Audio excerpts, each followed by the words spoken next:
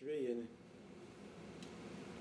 Sünnetullah mevzuna bu defa bir ara verip bu konuların daha iyi anlaşılması için üzerinde durulası çok önemli bir hususa değinmek istiyorum.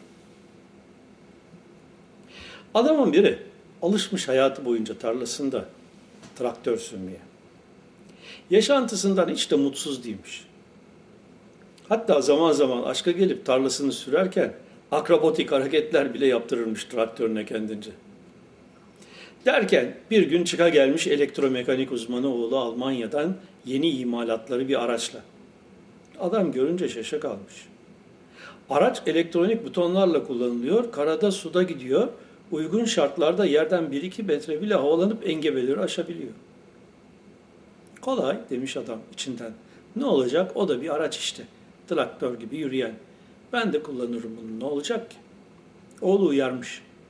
Baba, yeni araç ancak yapılış iş ve işleyiş sistemine uygun kullanım kılavuzuyla kullanılabilir. Her sistemin kendi kullanım kılavuzu vardır. Bu araçtan randıman alabilmen için onu uygulaman zorunludur. Adam hoşlanmamış bu uyarıdan.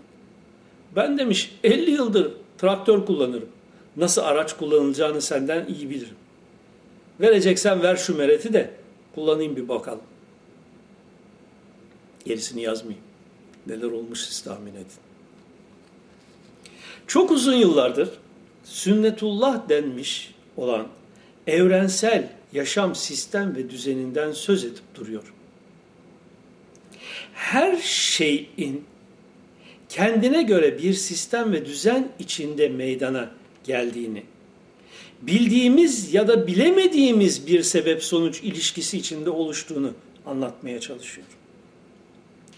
Ne sihirbaz sopası var evrende, ne de sihirli değnek kullanan gökteki bir yıldızda yerleşik bir tanrı. Yaşam sürekli yenilenmektedir. Sonsuza dek her planda yenilenme de devam ede gidecektir. Zaten bu bir realite olmasa her yüzyılın başında bir müceddit yenileyici gelmesinden de söz edilmezdi. Ama konumuz bu değil. Konumuz yeni anlatımların nasıl ve kimler tarafından değerlendirilebileceği. Misali müsaadenizle kendimden vereyim. 13 Eylül 1963 tarihinde taklidi anlayışla hadislerin işaret ettiği zikir ve ibadetleri, İslam dininin gereklerini uygulamaya başladım. Bu alandaki tüm çalışmalarım hep sorgulamak şeklinde gelişti o tarihten itibaren. Ne, neden, nasıl? Önce Elmalı'nın Allah rahmet eylesin Hak Dini isimli tefsiriyle başladım işe. Onu verdiler elime. Arkasından da Sahih-i Buhari ile devam ettim. 11-12 cilt. Sonra da diğer hadis kitaplarıyla. 1964 yılı başlarında rahmetli Medineli Seyyid Osman Efendi ile tanıştım. Beykozlu'da derler. Ondan çeşitli ibadet şekilleri öğrendim. Dualar, zikirler vesaire. Ve hep bunları uyguladım. Sonra 65 senesinde dua kitabını yazdım. O arada 65 senesinde gene hacca gidip onu yaşadım. Daha sonra tasavvuf eserlerini incelemeye başladım. Bu konuda Abdülkadir Geylani'den Muhittin Arabi'ye, Ahmed Rufai'den Abdülkerim Cili'ye kadar okumadığım, fikirlerinden istifade etmediğim, bakış açılarını öğrenmediğim tasavvuf ehli kalmadı. Onların çeşitli uygulamalarını kendimde denedim. Elimden geldiğince. Sonra araya askerlik girdi. 67 yılında hissedip yaşadıklarımı, o günkü kavrayışımı ve bakış açımı yansıtan Tecelliyat isimli kitabımı yazdım. Daha sonraki süreçte de günlerimin çok büyük bir kısmı oruçlu ve sürekli zikir halinde geçti. Çeşitli yıllarda 80-120 günlük uzlet riyazatlar yapıp 4-5 günlük bağlamalı, arada hiçbir şey yememek ve içmemek üzere oruçlar tuttu. Okuyup, duyup, öğrenip uygulamadığım çalışma kalmadı diyebilirim. Bu arada Allah bana irade sıfatının adı olan mürid isminin manasını ve önemini fark ettirdi. İnsanın zayıf noktasının irade sıfatının beyin açılımında yeterli açığa çıkmamasından kaynaklandığını, bu zayıflığın mürid isminin beyinde yoğun tekrarlanması suretiyle giderileceğini gördüm ve yaşadım uygulamalarımla. Bu kelime tekrarı öncelikle beyin biyokimyasını, daha sonra beyin biyoelektriğini ve sonuçta da ruhu etkiliyordu. Tespitime göre. Rahmetli Gazali de mürid isminin öneminden bahsediyordu kitaplarında. Bazıları bu ismin Esma-ül Hüsna içinde olmayışından söz ederek benim kendime mürit toplamak için bu ismi uydurduğumun dedikodusunu yayıyorlardı. Bu bilgisizleri tebessümle karşılayarak yoluma devam ediyordum. Çünkü Allah'ın 7 zati sıfatından biri olan irade sıfatının adının mürid olduğunu bile bilmeyecek kadar cahildi bunlar. Yaşamım boyunca ne öğrendiysem önce kendimde denedim, sonra da yakınlarımdan arzu edenlere tavsiye ettim. Sonuçta yıllar bana mürid, kuddus ve fettah isimleri zikirlerinin beyinde çok önemli açılımlar yaptığını ve bunlara devam eden kişilerin kendilerine geldiğini gösterdi. Bu konudaki formülleri yazdığım dua kitabının özel zikirler bölümünde de yayınladım. Bunlara ve diğer bazı Allah isimlerine devam eden kişilerde zamanla önemli anlayış gelişmeleri oluyor. O güne kadar fark etmedikleri pek çok sırrı kolaylıkla kavrayabilir hale geliyorlardı. Elbette akıl sağlığı yerinde olması yanı sıra bu konulara istidat ve kabiliyetinin de fıtraten müsait olması zorunlu. Bu olay beyindeki bir mekanizmanın işleyişiydi. Sünnetullah'ta meydana gelmiş bir mekanizmanın işleyişiydi bu zikir olayı. Kişinin inanıp inanmamasıyla hiçbir alakası yok idi. Allah'ın insan beynine bahşetmiş olduğu bu mekanizmanın ya da sistemin işleyişinden ibaret bir olay. Zikrin beyin üzerindeki etkileri. O yüzden bu tecrübelerimin sonucu olan bir kısım bilgilerimi Dua Zikir kitabında yazıp arzu edenlerin istifadesine sundum, hiçbir karşılık beklemeksizin.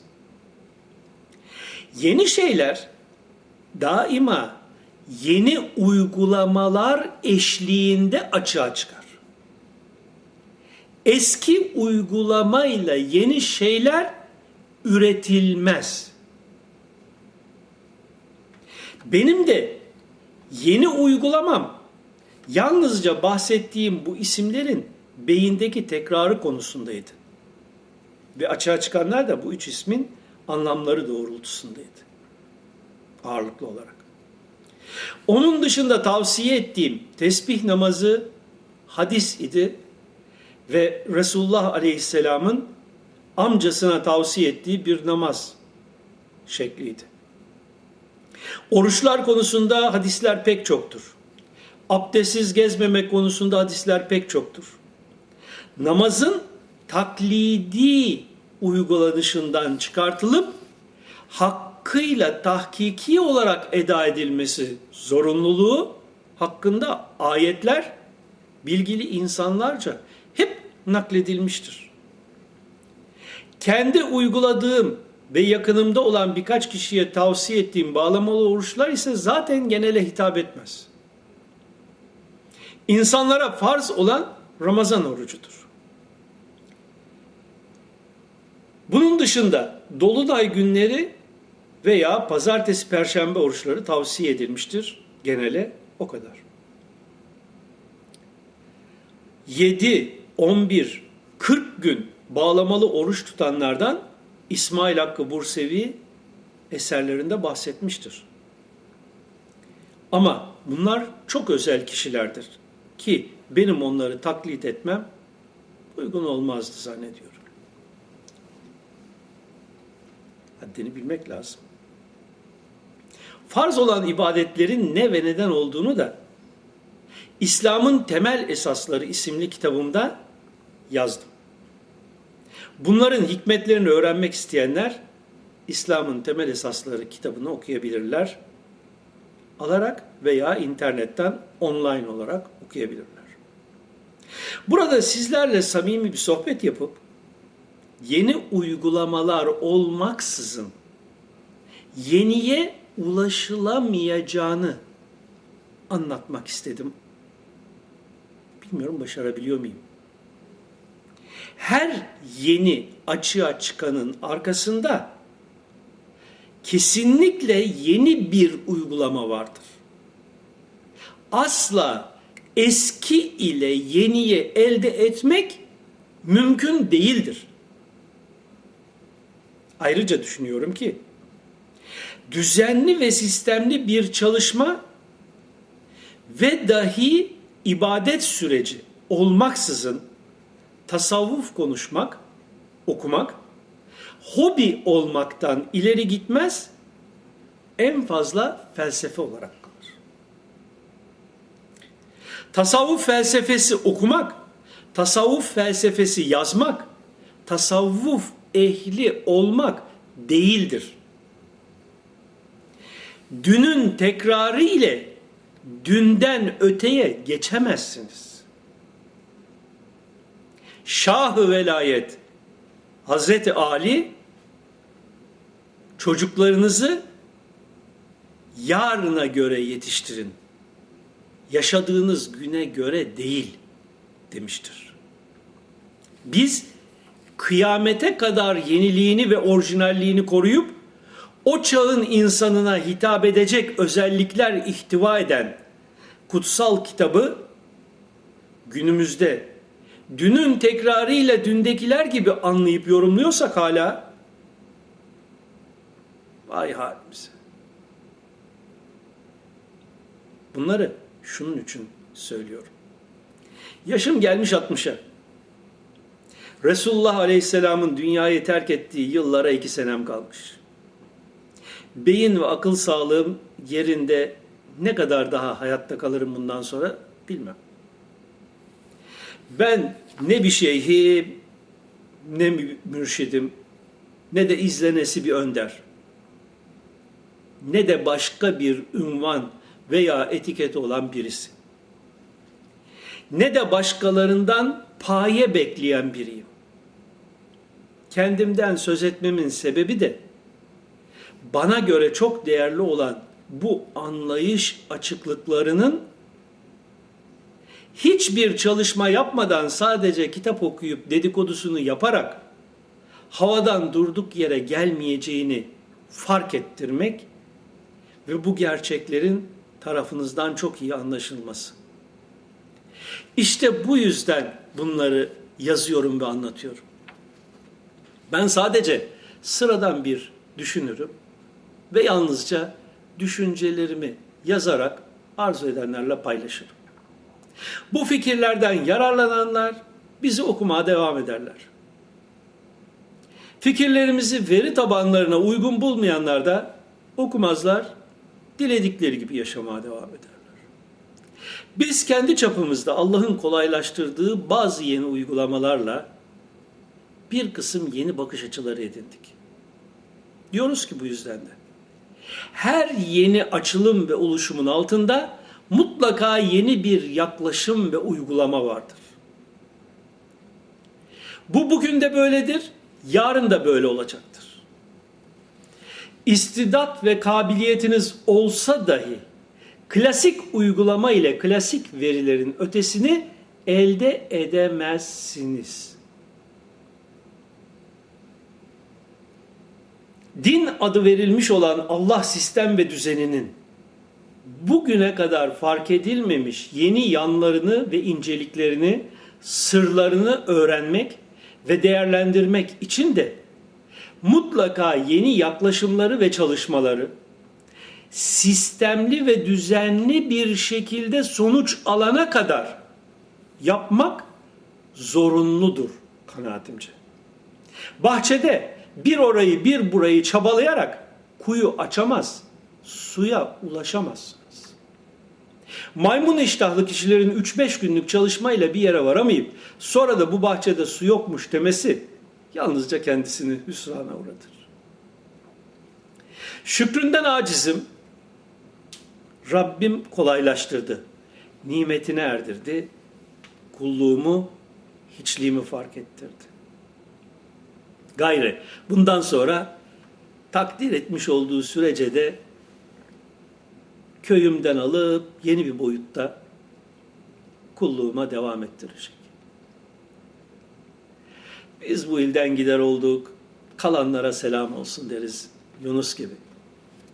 İhsan ettiklerini, bu fakirde açığa çıkarttıklarını, kullarınla takdir etmiş olduğun ölçülerde onlardan hiçbir karşılık beklemeden paylaştım. Takdirin üzere. Onlar senin kulların Rabbim. Takdir ve hüküm sana aittir Rabbil Alem.